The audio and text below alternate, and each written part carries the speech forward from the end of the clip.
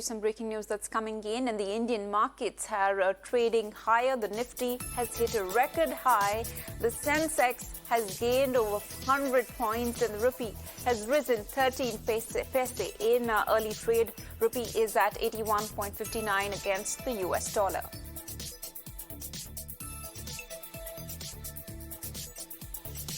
Going straight across to my colleague Anisha, who is joining us on the phone line for more on this.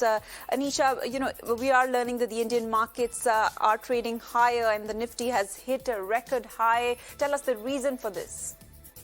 Oh, well, yes, there's a definite positive sentiment across the Wall Street. We have been trending higher for the last 5 to 6 trading sessions, but it's the first time that we have managed to open above the mark of 18,600.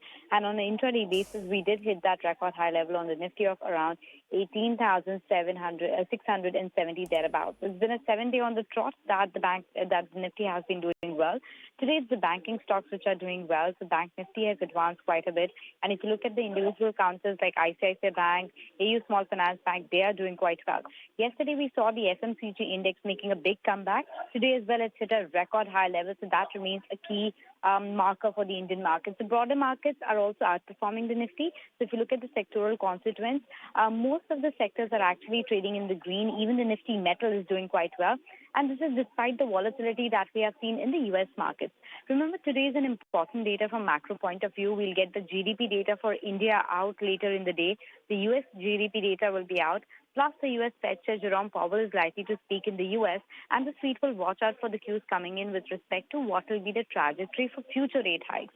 But at least even before that, we are seeing that the sentiment seems to be positive. It's metals which is doing well. Auto, FMCG, they're all on the front foot. And you're seeing the Indian markets trend higher.